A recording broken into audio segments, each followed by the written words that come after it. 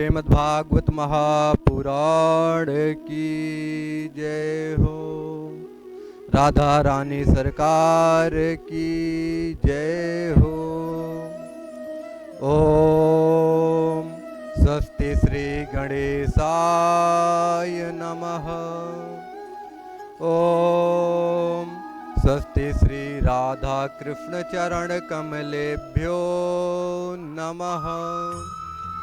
ओम स्वस्ति श्री कुल देवताभ्यो नमः। लंबोदरम परम सुंदरमेकदंतं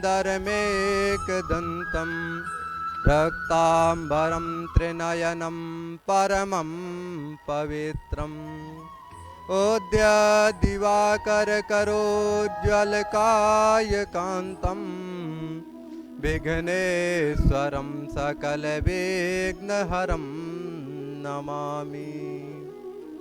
कृष्ण त्वदीय पदपङ्कज पंजरान्ते अद्यैव मे विशतु मानसराजहंसः।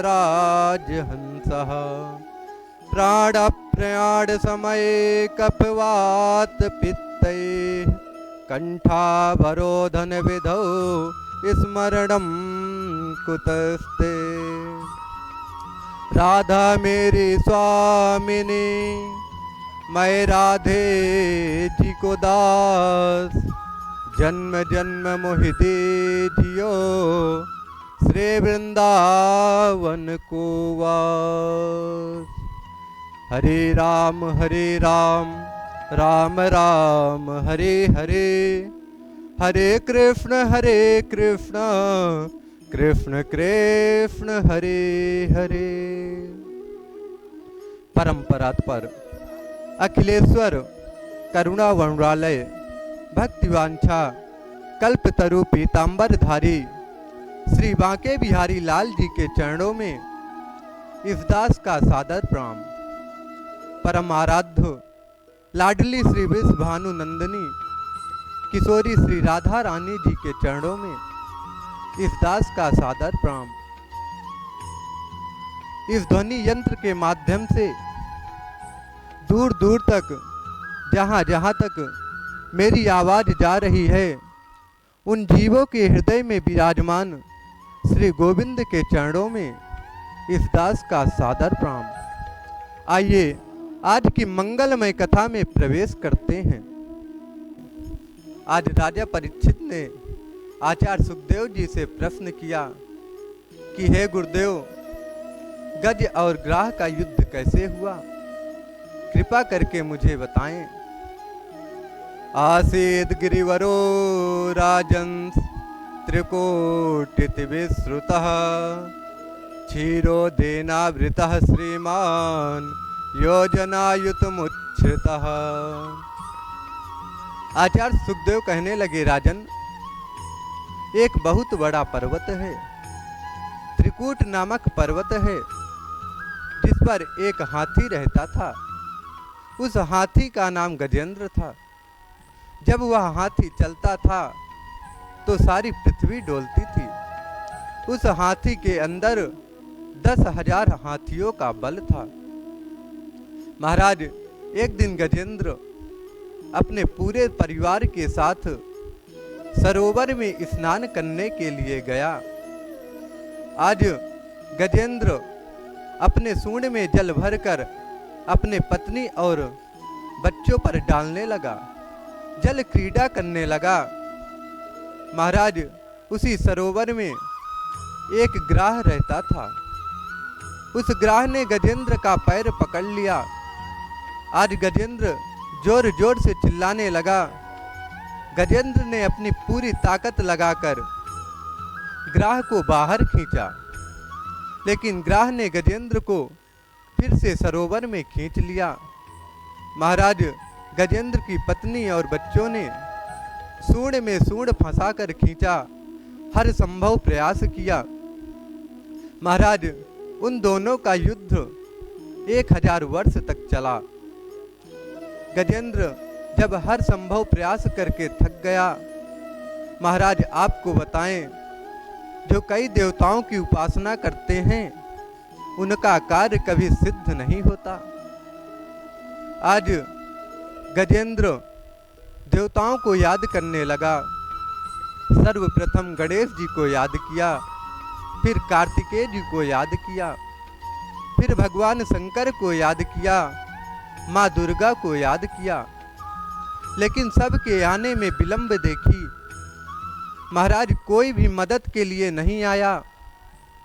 महाराज आपको बताएं, हमारे जीवन में 5 चीजें एक होनी चाहिए: मंत्र, माला, गुरु, इष्ट और आसन। ये 5 चीजें हमारी एक होनी चाहिए। महाराज आपको बताएं, गजेंद्र ने अपने जीवन में कई देवताओं की उपासना की, इसलिए कोई भी मदद के लिए नहीं आया। आज गजेंद्र जब हर संभव प्रयास करके थक गया तो कहने लगा, हे प्रभु, मैं नहीं जानता कि कौन प्रभु हमारी रक्षा करेंगे, लेकिन हे प्रभु, जिस प्रभु के सहारे यह सृष्टि चलती है वह प्रभु मेरी रक्षा करें। आज गजेंद्र ने बहुत सुंदर भगवान की स्तुति की है। नमो नमस्ते खिल कारणाय निष्कारणाय अद्भुत कारणाय सर्वागमाम्नाय महाडवाय नमो पवर्गाय परायणाय। जैसे गजेंद्र ने भगवान की स्तुति की, वैसे भगवान गजेंद्र की रक्षा करने के लिए दौड़ पड़े। आज भगवान के हाथ में जो पुष्प था वह छूट गया और जाकर सरोवर में गिरा। आज भगवान के हाथ में शंख, चक्र, गदा सुशोभित है। आज भगवान गजेंद्र की रक्षा के लिए गए। आज गजेंद्र भगवान को आते हुए देखा तो वो पुष्प उठाकर भगवान का स्वागत किया। आज भगवान गजेंद्र के ऊपर प्रसन्न हो गए। भगवान ने अपना सुदर्शन चक्र छोड़ा और सर्वप्रथम ग्राह, घड़ियाल, मगर, जिसने गजेंद्र का 1000 वर्षों से पैर पकड़ रखा था, 1000 वर्षों से रक्त का पान कर रहा था, सर्वप्रथम भगवान ने उसका उद्धार किया। महाराज आपको बताएं, यह ग्राह कौन है? यह हुहु नामक गंधर्व है, जो देवल ऋषि के श्राप से ग्राह बना। यह गजेंद्र कौन है? यह गजेंद्र इंद्रद्युम्न नाम का राजा है, जो अगस्त ऋषि के श्राप से गजेंद्र बना। महाराज आपको बताएं, एक दिन इंद्रद्युम्न नाम का राजा अगस्त ऋषि को प्रणाम नहीं किया तो अगस्त ऋषि ने श्राप दे दिया कि हे राजन, तुम एक हाथी की तरह अभिमान करते हो, जाओ मैं तुम्हें श्राप देता हूँ कि तुम हाथी बन जाओ। महाराज देवल ऋषि एक दिन नदी में स्नान कर रहे थे। स्नान करने के पश्चात भजन कर रहे थे। उसी समय हुहु नामक गंधर्व सरोवर में डुबकी लगाया तो देवल ऋषि डर गए। हुहु नामक गंधर्व ने देवल ऋषि का पैर पकड़ लिया तो देवल ऋषि ने श्राप दे दिया कि तुमने आज मेरा पैर एक ग्राह की तरह पकड़ा है, जाओ मैं तुम्हें श्राप देता हूँ, तुम एक ग्राह बन जाओ। आज की वाणी गोविंद के चरणों में विश्राम। कल के लिए जय जय श्री राधे श्याम।